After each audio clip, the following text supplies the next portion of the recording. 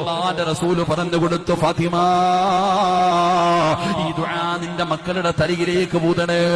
എന്റെ പ്രിയപ്പെട്ടവരോട് പറയുന്നു, മക്കളെ പുറത്തയക്കുമ്പോ അതാണാകട്ടെ പെണ്ണാകട്ടെ, ആ മക്കളെ സ്കൂളിലേക്ക് പറഞ്ഞു വിടുമ്പോൾ, കല്യാണ വീട്ടിലേക്ക് പറഞ്ഞു വിടുമ്പോൾ, പുറത്തേക്ക് വിടുന്ന സമയത്ത് ഈ ദുആ ഊതിയിട്ട് മക്കളുടെ തലയിൽ ഊതണേ. ഇത് നബി തങ്ങൾ മാത്രം ചെയ്തതല്ല, യാക്കൂബ് നബി ചെയ്തതാണ്, ഇസ്ഹാഖ് നബി ചെയ്തതാണ്, ഇസ്മായിൽ നബി ചെയ്തതാണ്. പാരമ്പര്യമായി കിട്ടിയ ഒരു ദുആയാ, പാരമ്പര്യമായിട്ട് കിട്ടിയ ഒരു ദുആയാ. എന്റെ പ്രിയപ്പെട്ട സഹോദരിമാരെ, ഈ ദുആ പഠിച്ചു വെച്ചോ. എന്നിട്ട് മക്കള് വീടിന്റെ പുറത്തിറങ്ങുമ്പോ ഈ ദുആ നിങ്ങളുടെ മക്കളിൽ തലയിലൊന്ന് ഓതി ഊതണേ. ഏത് ദുആ എന്നറിയുമോ?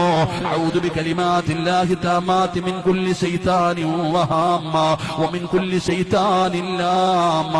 ഇത് നബി തങ്ങൾ തന്റെ പൊന്നാര മകൾക്ക് പഠിപ്പിച്ചു കൊടുത്ത ദുആയാ. ഫാത്തിമ ബീവി ഹസനും ഹുസൈനും എന്ന് പറയുന്ന രണ്ട് മക്കളുണ്ടല്ലോ, ആ മക്കളെ പുറത്തു വിടുമ്പോ ഈ ദുആ ഓതിയിട്ട് അവരുടെ തലയിലേക്ക് മന്ത്രിക്കുമായിരുന്നു. അവിടെ നിന്ന് ഊതിയിട്ട് പുറത്തു വിടുമായിരുന്നു. കണ്ണേറ് തട്ട